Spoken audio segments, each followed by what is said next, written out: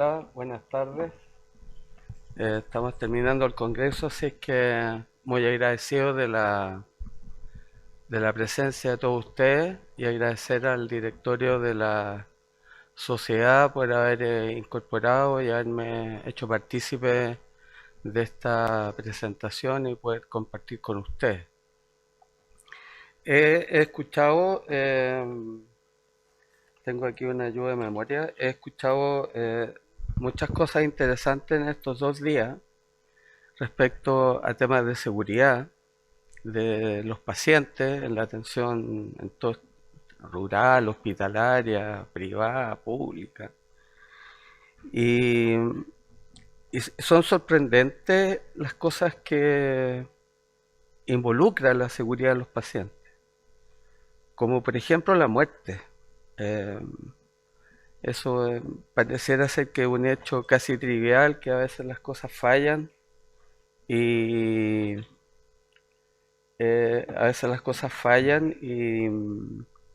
el paciente en nuestro fin mortal terminamos, ¿no es cierto?, Eh, habiendo fallado, no sé qué pasa ahí, que a veces los pacientes fallan y no tenemos eh, recuperación, ¿no? Y fallecemos.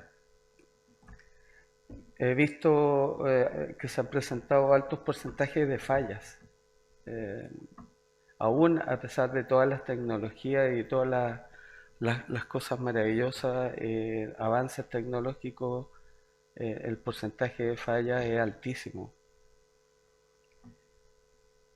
He escuchado la necesidad de repensar los procesos, eh, de no seguir actuando y lo que cuesta la innovación cuando llevamos, recién el profesor lo dijo, cómo cuesta introducir nuevas tecnologías y nuevos procesos en la cotidianidad. Eh, ¿La seguridad, como pregunta, es reactiva o es preventiva? ¿Actuamos reaccionando a los efectos adversos o los prevenimos? El tema humano es como la voluntad, por ejemplo. Contamos con personas que tienen buena disposición para los cambios y hay otras personas que les cuesta y tan necesaria es ser, alguien decía, algún filósofo decía que lo peor que le puede pasar a un hombre o los peores seres humanos son aquellos que no tienen buena voluntad.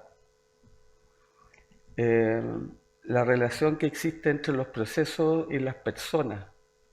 Eh, ¿Qué tan importantes somos las personas y qué tan importantes son los procesos? ¿Cómo hacemos que las personas nos empapemos y encontremos la disposición para cumplir con los procesos que están escritos?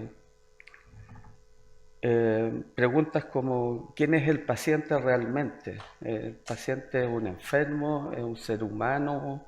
¿Es alguien que requiere de una cirugía? Y otras cosas que se dijeron es que la salud tiene una alta incertidumbre. Y eso es una realidad. No siempre las cosas fallan, o sea, no siempre las cosas resultan bien. Hay fallos, hay errores, las cosas no evolucionan como uno quisiera. Y en ese aspecto, entonces, hablar de aspectos bioéticos a mí me parece extremadamente importante porque habla no de procedimiento, no habla de tecnología, sino que habla de los fines y los valores. Puede resultar incluso, el día de ayer se lanzó un libro en la Universidad Católica en que se hablaba de que la filosofía puede resultar intangible, puede resultar fútil o inútil, pero finalmente igual tiene valor. Entonces, la filosofía o la reflexión significa tener un espacio privilegiado para repensar las cosas. Significa un espacio para preguntarse lo que estamos haciendo. Creo que resulta muy clarificador el que nos cuestionemos nuestras acciones, eh, más que describirlas. La reflexión es valiosa porque nos permite analizar y cambiar. Es un espacio íntimo, la reflexión es un espacio íntimo, interno, personal, y que nos permite crecer como seres humanos que somos personas que siempre estamos creciendo moralmente. Es un proceso individual, un proceso trascendente y un proceso que la reflexión le da sentido a nuestra existencia. Entonces, desde estos conceptos, a mí me parece relevante, por ejemplo, si uno se plantea esto de una mirada fotográfica, uno puede ver a tres personas, uno que está siendo sostenido por dos en un pasillo de lo que parece ser un centro clínico, pero indudablemente esa fotografía muestra muchas más cosas de lo que uno ve. Y el descubrir lo que ahí está pasando, obviamente se requiere de una capacidad de estimación, una capacidad moral, una capacidad sensitiva que permita intuir lo que ahí no se ve pero que está sucediendo. También aquí se hablaron de lo importante que son esto de las historias, ¿no? Y quizá el paciente que está ahí pueda contarle su propia historia de su enfermedad. El famoso centro Hastings Center de Estados Unidos, que nació a la luz del profesor Callahan en el año 1969, producto del interés de analizar los desafíos morales de los inicios de la vida, hicieron un trabajo que fue bastante amplio y que dijeron los fines, cuáles son los fines de la práctica médica. Y ellos dijeron que eran cuatro: prevenir y promover la salud, aliviar el dolor y el sufrimiento, tan importante, ¿no? Porque siempre es tan fácil sanar el dolor, pero es muy difícil curar el sufrimiento. Cuidar y curar a quienes padecen las enfermedades. A veces estamos tan preocupados de curar enfermedades, pero no de cuidar a los pacientes que tenemos a nuestro cargo. Y finalmente entender que la muerte sea hecha en paz, como una cosa natural y sin intervenciones innecesarias y con el menor sufrimiento posible. Obviamente estos son los fines que probablemente todos entendemos. El tema es cómo llegamos a cumplir estos cuatro fines determinados por este importante Instituto de Bioética. Y sin ir más lejos, aquí hablamos insisto, muchas cosas de carácter tecnológico, de innovaciones, pero hace días atrás, en este Consejo de Talento Futuro, manifestaron que las cosas, dice, en este proceso de rapidez, de cambios de mercado y necesidades, lo que va quedando son las habilidades profundamente humanas y es vital la capacidad de incorporar a todos los actores del desarrollo de Chile. Este es un consejo de la innovación con destacadas personas, participantes, y se resalta aquí lo que son las habilidades profundamente humanas, que son las actitudes, los buenos sentimientos, los afectos, los corazones, las actitudes compasivas. Y no se resalta como una actividad profunda humana lo técnico necesariamente. Y a mí me parece que lo que dice este filósofo inglés de Bridgeton, que decían que era la Grecia, la Atenas del norte, que murió el año 1950 y tanto, no hace mucho, él decía, mi actitud hacia el doliente es mi actitud hacia el alma. Entonces, cuando uno tenemos una disposición exclusivamente técnica o corporal o de entender los hechos, pero no entender lo que está pasando adentro de esa persona que está sufriendo una enfermedad, obviamente no podemos, no nos vamos a dar el espacio para tener una proximidad o cercanía más bien afectiva, sino que nos quedaremos en la superficialidad de lo que es el cuerpo humano. Entonces, ¿qué es lo que pasa con la bioética? Que lo que quiere la bioética es que tomemos buenas decisiones. No nos dice cómo hacer las decisiones, no nos dice con qué hacerlas, no nos dice qué instrumento o qué técnica utilizar. Lo que nos dice el lenguaje bioético es que tenemos que tomar decisiones razonables y prudentes. Y eso significa, obviamente, entender lo que las mal llamadas habilidades duras, que resultan ser tan, a mí me incomoda ese nombre, yo prefiero decir habilidades intelectuales, que uno aprende cosas, ¿no es cierto? Tiene experiencia y sabe cómo razonar, pero están las habilidades que son el carácter, las actitudinales, nuestra personalidad moral. Y Aristóteles, la bioética nació como disciplina en el año 1973, hace muy poco tiempo atrás, pero hace 2500 años, Aristóteles ya decía esta parte del ser humano que era lo biológico y la otra que era la apropiación vital de la vida, el desarrollo de la vida como una cosa distintiva en el ser humano.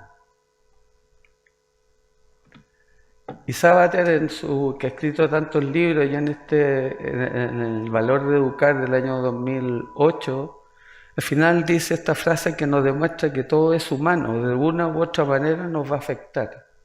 Entonces él dice, supongo que nadie sostiene en serio que estudiar matemática o física son tareas menos humanistas. Y como que nosotros pensamos que el humanismo, la filosofía y todas estas ciencias sociales como que nos tienen que ver con la vida humana y muchas veces la relegamos a planos inferiores y nos gana la técnica en nuestras decisiones. Pero también Fernando Sábater dice que las verdaderas humanidades son el estudio que conserva en vivo el latido biográfico de las que las exploraron, ¿no? O sea, cuando uno lee un libro de filosofía, ahí hay letras, hay frases, palabras vivas de lo que era la persona en ese momento que lo escribió, en el contexto histórico, geográfico, qué cosas de esa persona salen en un libro, es lo que él personalmente vivía en ese momento cuando lo hizo. Por lo tanto, las humanidades tienden a encontrar lo humano del hombre, de rescatar esas vivencias propias del ser humano y que son complejas cuando estamos enfermos y nuestros pacientes necesitan tanto de la técnica, pero también mucho de humanidad.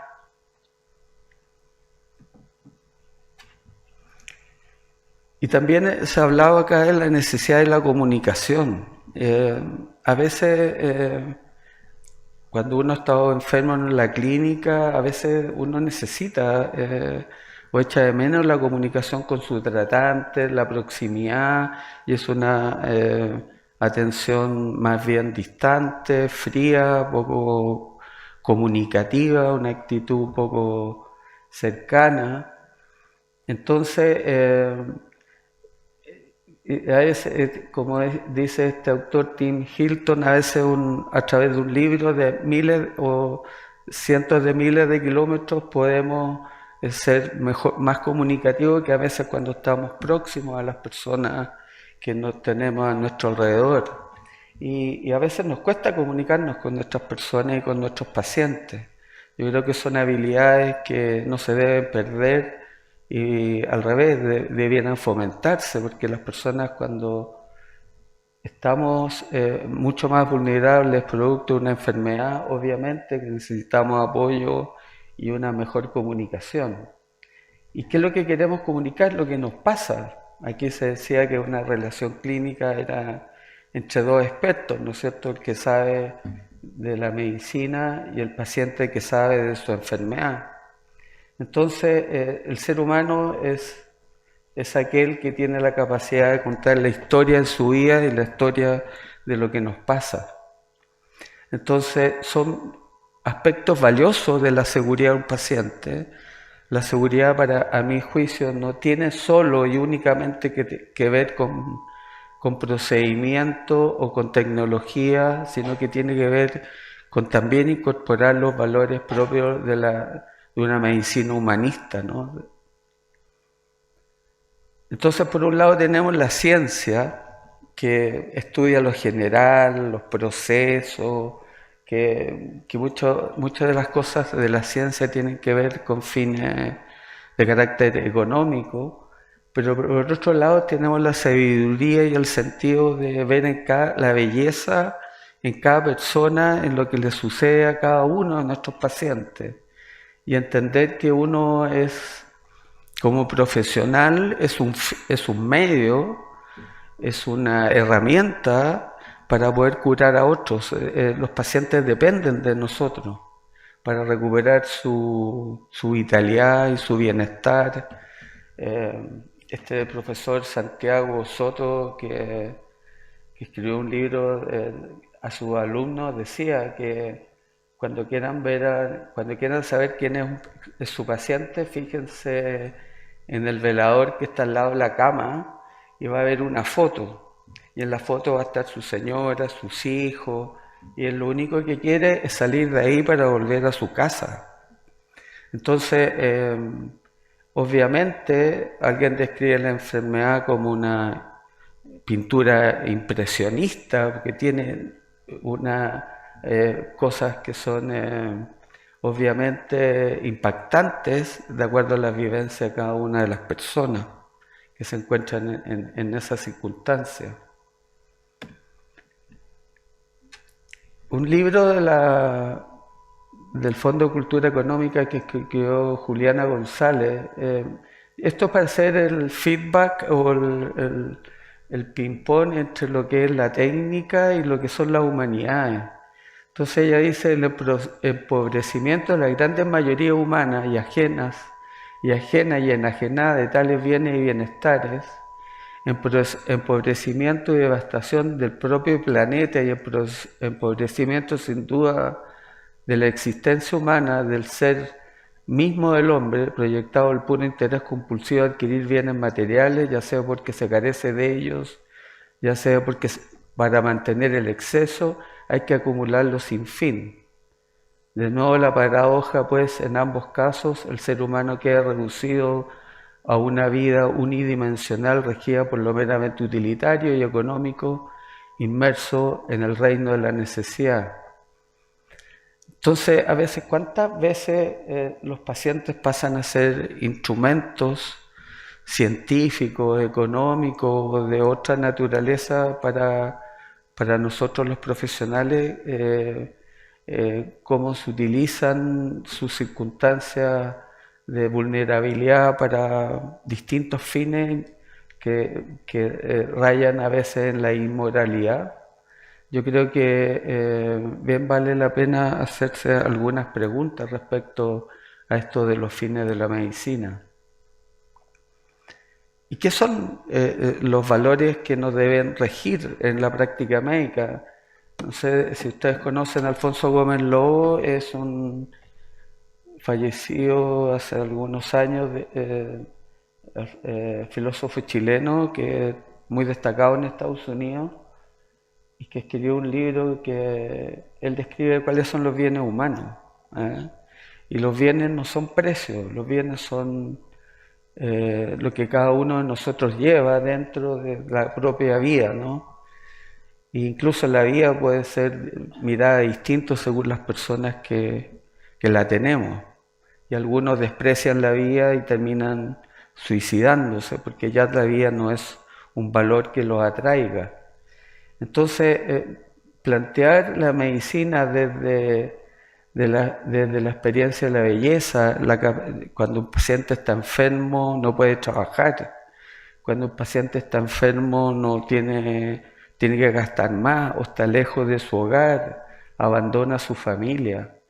La necesidad de tener dentro de la atención sanitaria esta especie de amistad clínica que acompañe a los pacientes en su estado de preocupación, de necesidad de compañía. Son obviamente circunstancias que los profesionales de la salud también debiéramos desarrollar de la misma manera que estamos preocupados del conocimiento, que como decía Saavedra, las matemáticas también es algo tremendamente humano. Entonces, en este medio que tan tecnológico, tan procedimental, con cosas que obviamente nos sobrepasan muchas veces hoy día con la inteligencia artificial que se nos viene como un fantasma sobre la humanidad, producto de los malos usos que pudiera darse respecto a esa herramienta, yo me planteo algunas cosas, que es la bioética, que es la salud, la enfermedad, el dolor y el sufrimiento. ¿Se hace necesario que los profesionales de la salud tengamos un carácter particular para ejercer? ¿Qué entendemos por fines y medios de la práctica clínica? ¿Y a qué nos referimos con las consecuencias de la falta de seguridad? La bioética es una interdisciplina. Es bien fascinante eso porque la bioética se forma de una confluencia de saberes de todo tipo, no solo humanistas, sino que también de la economía, la política, la cultura, ¿no es cierto?, en un afán de no separar las decisiones clínicas del contexto en que ellas se realizan. Entonces, entender que las decisiones clínicas no son solamente meras decisiones terapéuticas, significa que es un acto médico. Y un acto médico involucra muchas más cosas que una decisión terapéutica. Es un acto moral, por lo tanto tiene consecuencias para la vida de las personas. Y eso es re importante tomar en cuenta cuando hay errores, cuando hay fallas, hay negligencias producto de nuestras decisiones. Evidentemente las consecuencias para la vida de las personas, como ya lo dije antes, puede ser incluso la muerte, y por lo tanto nuestra responsabilidad, más que las jurídicas, el temor a que no hagan una demanda o cosas por el estilo, está nuestra responsabilidad moral, de entender que las decisiones clínicas pueden afectar no solo al paciente, sino que a la familia, a quienes los rodean, producto de un error profesional que no son lamentablemente infrecuentes. Entonces, lo interdisciplinario, esto de en este texto, subjetividad y educación, dice que es un intento de recuperar la apertura a la realidad unitaria, o sea, de preocuparnos que lo que nos pasa a cada uno de nosotros cuando nos suceden cosas, cuando estamos enfermos, o lo que dice en este libro de neuroética, encerrar al hombre en su absoluta biología significa ser esquizofrénico. Nos transformamos en una camisa de fuerza si solo nos vemos desde el punto de vista objetivo de los hechos y dejamos de lado la subjetividad. La relación clínica es una relación no objetiva, es una relación intersubjetiva, porque también corren en una decisión clínica, intervienen la subjetividad del tratante, las subjetividades del paciente y de quienes los acompañan. Entonces, obviamente, jugar solo con elementos objetivos en la práctica médica es una visión parcial de lo que significa, a mi juicio, el tratamiento de las enfermedades de los pacientes. Y al final la salud, la enfermedad, el dolor y todas estas cosas que nos pasan a todos nosotros son valores, porque la vida es un valor, porque cada uno la estima de una manera particular. La vida nos sirve para otra cosa, no es un fin en sí mismo la vida. La vida nos permite desempeñarnos. Cuando estamos enfermos no nos podemos desempeñar.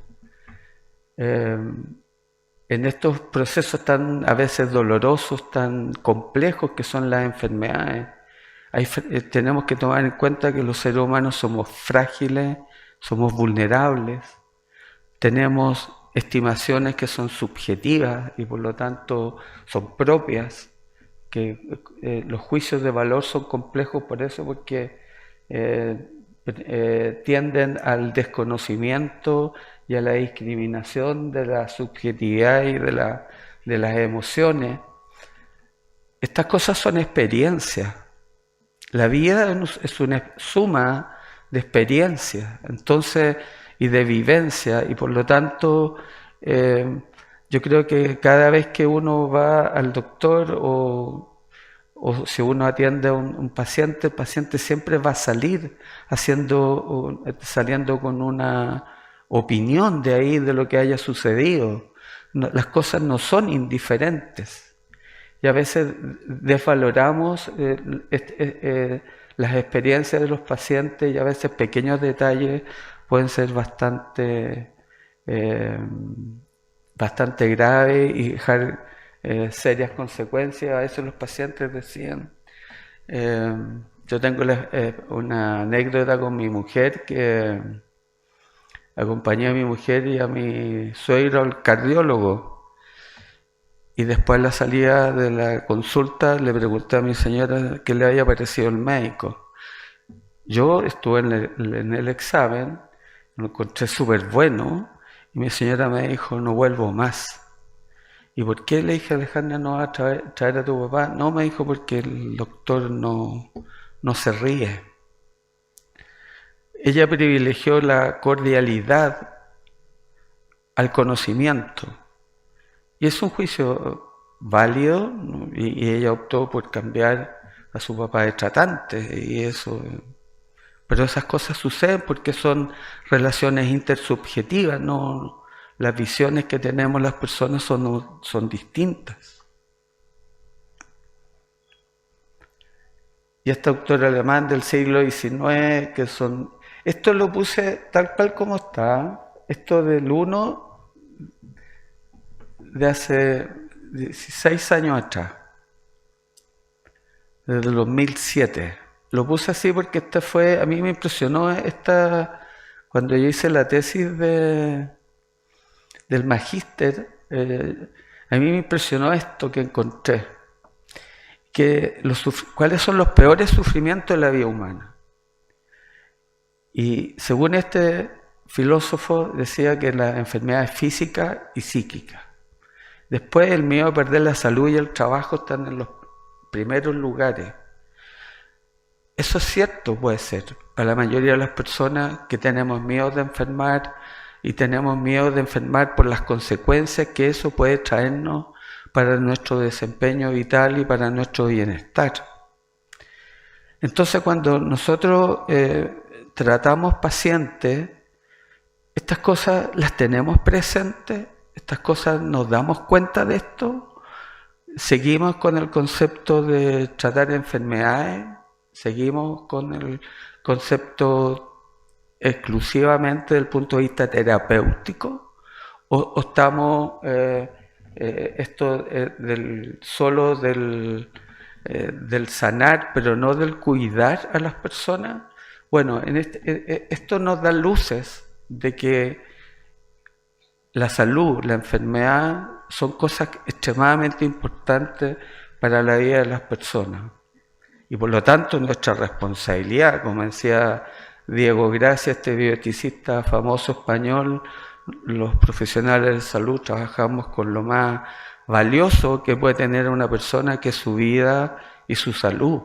¿Eso lo valoramos los profesionales adecuadamente? ¿O a través del día a día esa percepción se va borrando en nuestros horizontes?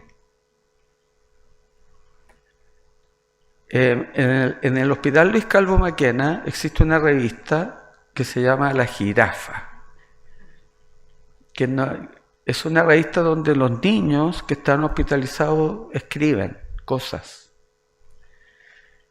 Y hablando de seguridad, encontré este relato que decía un niño de 9 años, dice: lo que me da miedo es ese foco bien grande con luces muy brillantes, también cuando me ponen la mascarilla. Lo otro que no me gusta es cuando conversan en pabellón, conversan todo lo que me van a hacer, qué me van a sacar. Me da miedo que los doctores se equivoquen y me rompan algo y que me aparezca otra malformación. Esta es una vivencia, esta es una experiencia real de un niño real en una sala de cirugía. Esto no es una enfermedad, no es un tumor, no es algo a ese algo que haya que sacarle algo. Esto es la pintura impresionista de quien alguien hablaba, representa una enfermedad.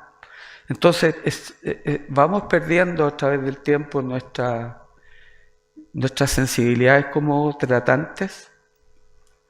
Y este autor francés, David Le Breton, que hoy día es actual, tiene como 70 años, él dice: el dolor no es un hecho fisiológico que lo podamos tratar con aspirina, ¿no? Sino que es un hecho existencial, es un hecho de la vida. Entonces él dice: no es el cuerpo el que sufre, sino que el individuo completo. ¿Estamos conscientes de que el dolor afecta la interioridad de las personas, o nos remitimos solo a dar un muy buen medicamento eficaz para el tratamiento del dolor, o se requieren de algunas otras medidas para acompañar y cuidar a los pacientes que están sufriendo producto de algún tipo de alteración o de algún dolor en su organismo, ¿no? Y esto es bien impresionante. También yo lo puse en mi trabajo de la tesis, cuando uno siempre, al menos en mi caso en odontología, uno estudiaba enfermedades y cosas, y hay un filósofo norteamericano que dijo que la profesión médica adquiere un carácter esotérico. Esotérico suena como oculto, medio mágico, como de bruja, algo poco claro, ¿no? Misterioso. Y yo creo que eso es así, porque trabajamos con personas, no trabajamos con máquinas. Y por lo tanto las personas, cuando tratamos de definir lo que es una persona, nos cuesta definir, porque cada uno tiene su propia individualidad. Entonces, la medicina no es un saber técnico, es un arte, pero es un arte para darnos cuenta que las cosas son de este estilo, son misteriosas, porque a veces los pacientes deciden no seguir viviendo, deciden no seguir tratándose, porque las personas no siguen las indicaciones, ¿por qué pasan tantas cosas cuando atendemos personas enfermas o personas que creen estar enfermas?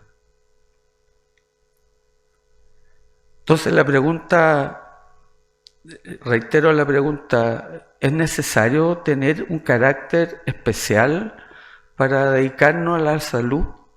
Es una pregunta abierta. ¿Vale solo el conocimiento, o se requieren otras clases de aptitudes para desempeñarse adecuadamente con personas en un momento especial de sus vidas, que es cuando están enfermas? ¿A qué nos la seguridad del paciente? ¿Es un medio o es un fin? Yo creo que es un medio. Nosotros también somos un medio. La tecnología es un medio. Es lo que el fin, lo que se dice es que la bioética, teniendo claros los fines, la bioética delibera sobre los medios. Ya tenemos cuáles son los fines de la medicina, entonces, ¿cómo cumplimos esos fines que pudiéramos? Ese es un ejemplo, que esos 4 podríamos definir otros fines si lo estimamos de esa manera, pero ¿cómo logramos con los objetivos que nos proponemos? La seguridad es un medio fundamental, la tecnología es fundamental, pero ¿solo eso es lo que importa? Yo creo que también depende mucho del desarrollo de un carácter moral, de una personalidad sensitiva, que sigamos viendo en los pacientes su vulnerabilidad y su fragilidad y la dependencia que tienen ellos de nosotros para poder recobrar su bienestar. ¿Cuáles son las consecuencias de la falta de seguridad? ¿Son institucionales? ¿Son económicas? Obviamente que las principales consecuencias para la vida de las personas y sus familias, un error, el fallar frente a un... La medicina es incierta, nadie puede pensar que va a obtener los resultados que espera.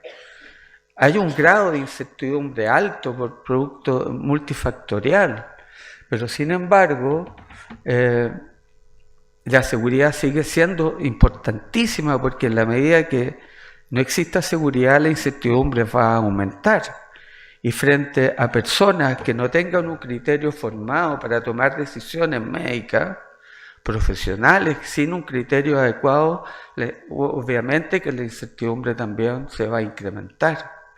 Y por lo tanto la formación moral nuestra como profesionales es un elemento importantísimo dentro de la cadena de circunstancias que influyen en una decisión clínica. La decisión clínica no es si hay que poner o hay que sacar algo, sino que la decisión clínica involucra muchos otros elementos más allá que del acto terapéutico propiamente tal. Y esta filósofa española, que hace poco estuvo en Chile, invitada por la Universidad de Chile, ha venido muchas veces para acá,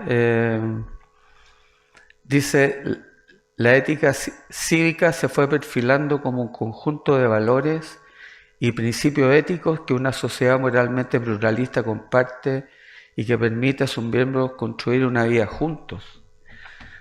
Entonces nosotros somos como profesionales, como personas, somos parte de una comunidad y en la comunidad cada uno de nosotros cumple roles.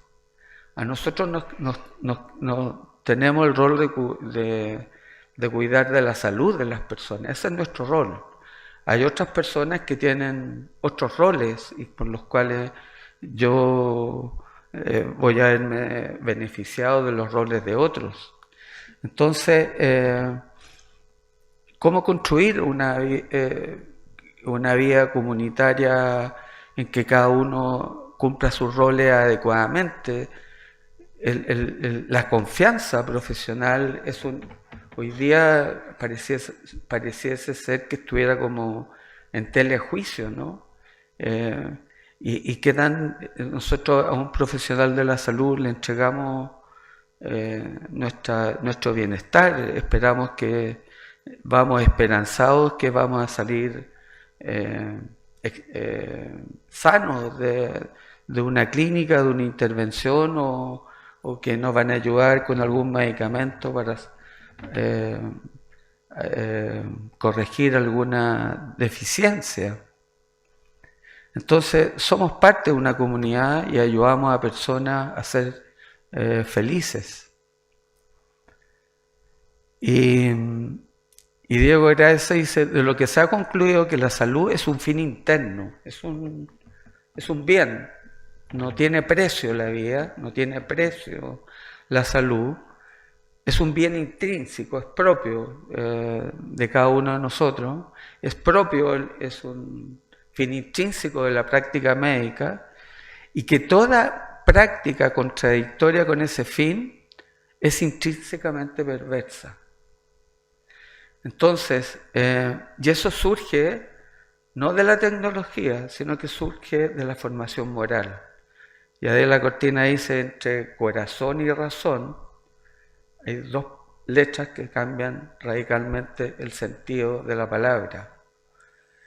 Entonces, obviamente, el perder de vista este fin intrínseco en la práctica médica atenta directamente contra la seguridad de nuestros pacientes. Y para terminar, yo creo que la gestión en seguridad es un fin moral, intrínseco, fundamental.